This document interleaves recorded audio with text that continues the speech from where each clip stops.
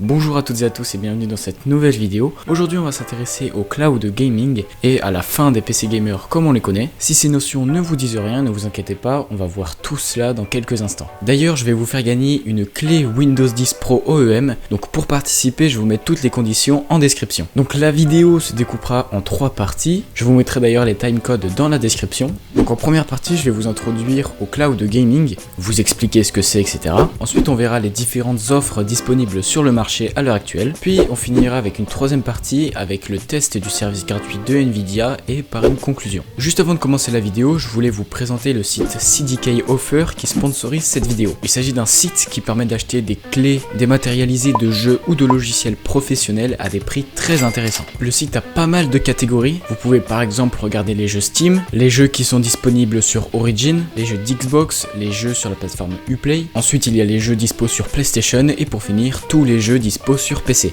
Ensuite vous avez une autre catégorie nommée Daily Deals qui vous répertorie les meilleures offres du jour. Enfin la dernière catégorie Gift Card vous permet d'acheter des cartes cadeaux pour iTunes, Steam ou le PlayStation Store et bien d'autres. Pour effectuer un achat vous allez dans un premier temps avoir besoin de créer un compte sur le site. Ensuite si par exemple on veut acheter Windows 10, on tape Windows 10 dans la barre de recherche et on clique sur le produit qui nous intéresse. Ici c'est Windows 10 Pro OEM. Sur cette page vous avez un tutoriel qui vous montre comment activer Windows 10 après avoir acheté la clé, ce qui est plutôt pratique. Pour l'acheter, vous cliquez sur acheter maintenant et afin d'avoir une réduction de 20%, vous pouvez mettre le code KL20, ce qui rend la clé encore moins chère. Vous choisissez ensuite votre mode de paiement et une fois la transaction effectuée, vous trouverez votre clé dans votre compte et dans la rubrique Mes commandes achetées. Le site est sécurisé et fiable, donc je vous conseille d'y jeter un coup d'œil. Passons maintenant au sujet principal de la vidéo.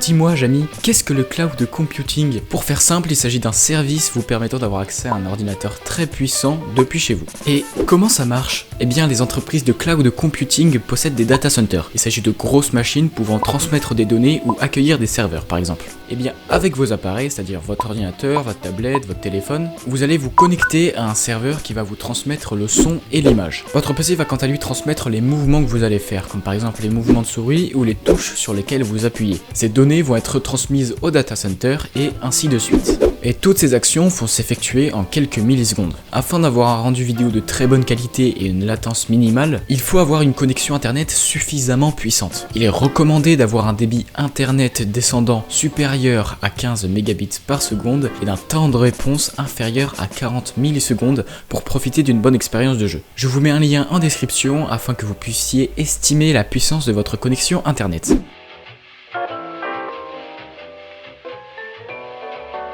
En ce moment, il existe 3 principaux services de cloud computing sur le marché. Premièrement, nous avons Shadow, une entreprise française.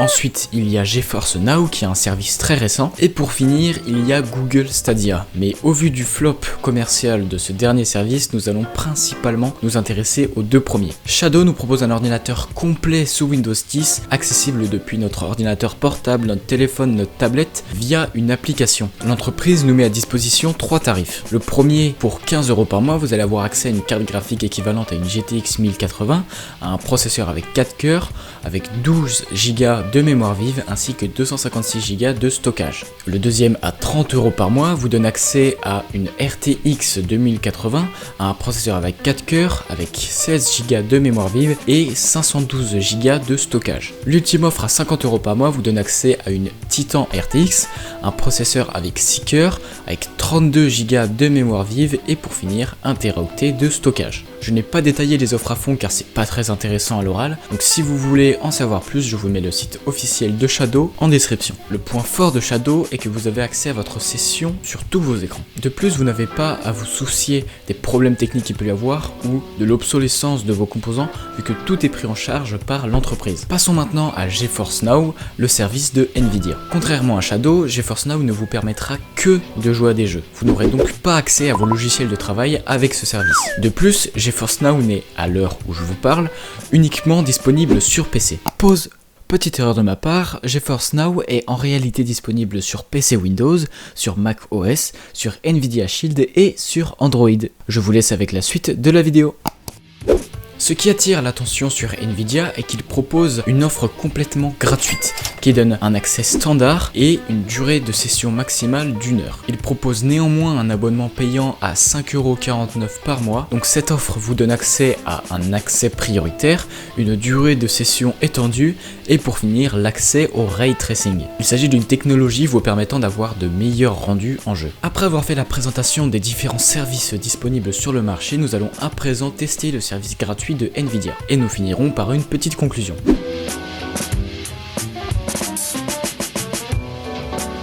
Après avoir créé un compte Nvidia et téléchargé l'application GeForce Now, on peut rechercher des jeux dans la barre de recherche afin de les inclure dans la bibliothèque pour y avoir accès plus rapidement. Dans les paramètres, on peut ajuster la qualité du streaming afin de convenir à notre débit internet. Donc perso, je vais faire un petit test pour savoir si je peux jouer tranquillement.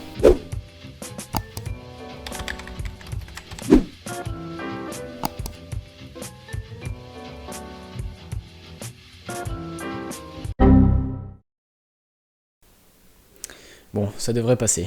Je décide alors de lancer Assassin's Creed Origins et le premier truc que l'on remarque dans cette version gratuite, c'est le temps d'attente. C'est vraiment infernal. Pour la vidéo, j'ai dû relancer pas mal de fois les jeux et à chaque fois je dois attendre entre 10 et 20 minutes, si ce n'est pas plus, avant de pouvoir commencer à jouer. Mais en même temps, je ne peux pas trop en demander parce que je paye 0 €. Donc j'ai testé le service sur 2 jeux, Assassin's Creed Origins et Rocket League. Donc lorsque vous lancez le jeu, on vous demande vos identifiants. Donc on vous demande vos identifiants Steam pour Rocket League et Uplay pour Assassin's Creed Origins afin d'avoir accès à votre sauvegarde dans le cloud. En même temps que je vous donne mon ressenti, je vais vous montrer les images que j'ai pu capturer en jeu. Dites-vous que la qualité est meilleure en vrai vu que YouTube compresse les vidéos, donc forcément ce sera de moins bonne qualité pour vous. En globalité, le résultat est très satisfaisant. À vrai dire, les premières minutes j'étais vraiment bluffé par la qualité des images. En comparaison, j'avais pu avoir accès à la bêta de GeForce Now et c'était vraiment horrible.